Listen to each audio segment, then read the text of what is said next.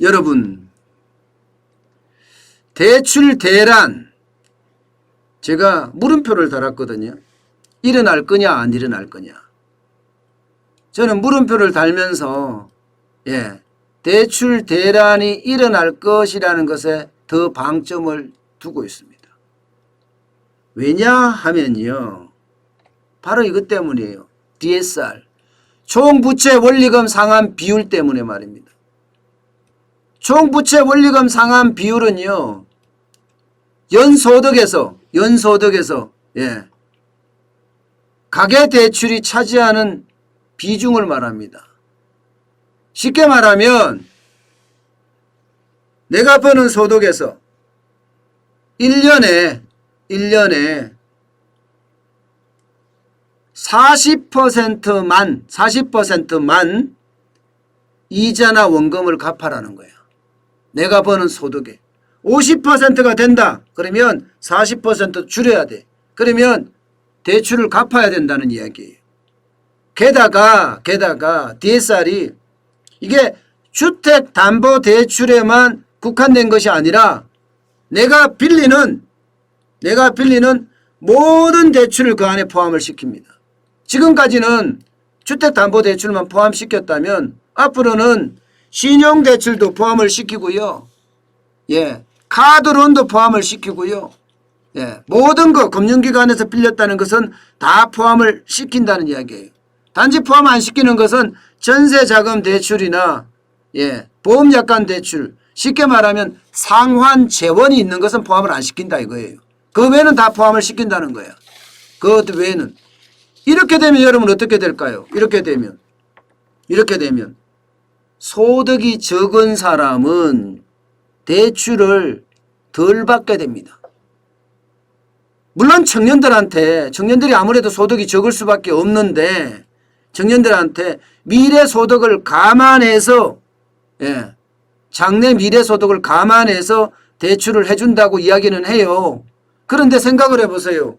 실현되지 않는 소득을 현재 상태에서 대출을 해준다는 것은요, 기본적으로 말이 안 돼요. 말이 안 돼. 실현되지 않는 소득을 지금에 산정해서 해준다는, 그게 말이 돼요? 그게 금융입니까? 금융이라는 것은 눈에 보이는 거 아니에요? 아니, 아파트 주면 돈 빌려주는 거고 금 갖다 주면 돈 빌려주는 거잖아요. 그런데 청년들에게 미래의 소득을 현재에서 대출로 만들어준다? 이것은요, 자본주의도 깨트리는 방식이에요. 자본주의도.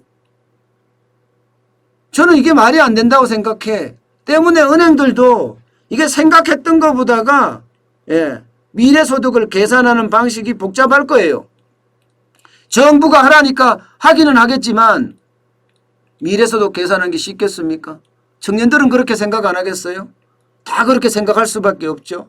그러면 청년들은 어떻게 할까요? 더 많이 빨리 빌려야 돼. 이게 지금 정부가 가계대출 3단계 방안을 발표를 했습니다. 올 7월, 그 다음에 내년 7월, 그리고 후년 7월까지. 이게 단계별로 이제 DSR을 40%로 적용해 나가는데 2023년 7월에 가면 내 모든 부채를 DSR을 적용을 시킨다는 거예요.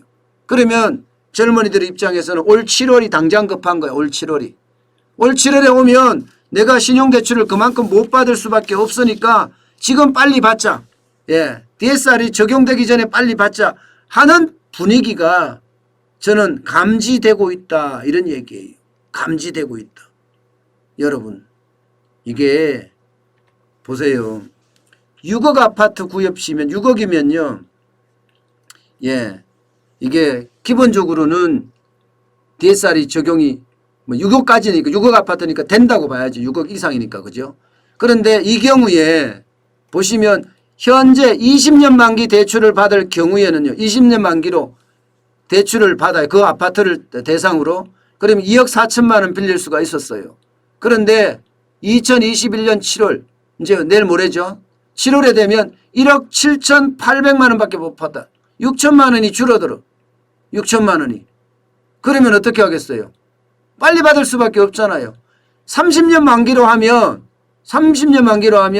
내가 한 달에 내는 돈이 적잖아. 원금 갚는 게 적고 이자 갚는 게 아무래도 줄어들잖아요. 30년 만기로 하면. 그러면 원리금 전체 금액이 줄어드니까 실제로는 좀 더 많이 빌릴 수가 있어요. 그래서 2억 3천만 원 빌릴 수 있습니다.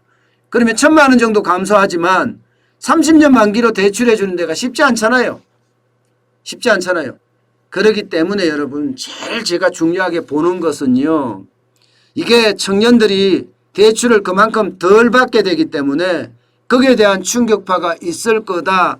이런 예상을 할 수가 있습니다. 때문에 7월이 오기 전에 대출 받겠다 하는 사람들이 많이 늘어날 수도 있다는 겁니다. 여기에다가 전업주부 대출도 마찬가지예요. 전업주부 대출은요. 기본적으로는 카드 사용액을 가지고 이야기를 한다고 하는데 글쎄요. 전업주부가 카드 사용률을 가지고 이게 추정소득을 만들어서 낸다고 하면 이거야말로 진짜 웃겨요. 은행이 어떻게 책정하느냐에 달라집니다. 1년에 연간 1,500만 원 신용카드를 쓴다. 1,500만 원이면 한 달에 한 100만 원 좀 넘게 쓰는 거죠. 그죠? 120만 원 정도 쓰는 건가요? 120만 원 정도 쓴다고 칠 때 이분의 추정 소득액은 3천만 원입니다. 3천만 원. 그러면 3천만 원이면 1년간 총 대출 원리금이 1,200만 원 수준이에요. 1,200만 원 수준. 여기에 대출 받을 수 있는데 이거를 10년으로 늘리게 되면요. 3%로 늘리게 되면 9천만 원까지 받을 수 있습니다. 9천만 원까지. 복잡하죠. 복잡하고 어렵다는 얘기예요. 결국은요. 이게 문재인 정부 들어서서는 모든 게 복잡하고 어렵고 힘들게 만들어놨어요. 이게 어려운지 쉬운지 모르게 시장경제라는 게 진짜 간단해야 되거든요. 근데 너무 어려워. 이렇게 되면요 여러분 주부들도 가정주부들도 야 이거 대출 어떻게 받아? 이제 막 스트레스 받게 생겼어요. 당장 아이들 때문에 돈이 필요한데 대출 받는 게 이렇게 까다로워지면 어떻게 할까요? 그 전에 빨리 받아놓자. 지금 대부분이 그런 상태입니다. 대부분이. 이렇게 됐을 때 여러분 결국 DSR을 가계대출을 줄이겠다는 정부의 정책이 결국은 미리 대출을 받자는 대출 대란을 불러오지 않을까.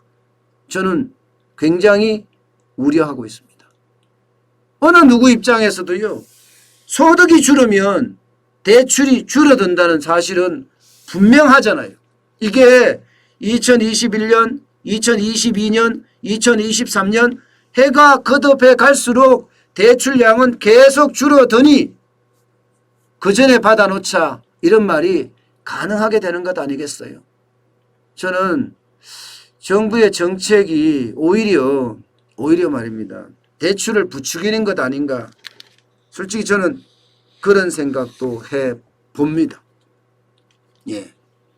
대출 받을 게 어려우면 이게 여러분 결국 집값에도 영향을 미칠 거예요.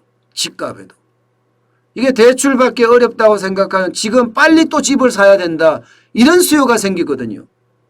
서울에서 못 사면 지방에서라도 사야 되겠다 하면서 탈서울 수요까지 겹칠 가능성이 큽니다. 안 그래도 올 초부터 경기나 인천은 집값이 굉장히 많이 오르는 상태거든요. 경기는 7.24% 올랐고요. 인천은 7.20%나 올랐습니다. 그런데 DSR 규제가 본격화되면 젊은이들이 돈을 더 못 받는다 이런 생각이 더 커진다는 거예요. 그러면 결국은 이들은 받을 수밖에 없다. 저는 이렇게 봅니다. 받을 수밖에 없다. 그만큼 이 정책이라는 건 한계가 가장 큰 정책이 삐뚤어졌잖아요. 실패했잖아요. 그러다 보니까 다른 경제 정책에까지 영향을 미쳐서 지금 저는 시장이 대혼란이다. 이렇게 저는 결론을 내리고 있습니다. 문재인 정부의 경제 정책은 대폭망이다. 이렇게 말입니다.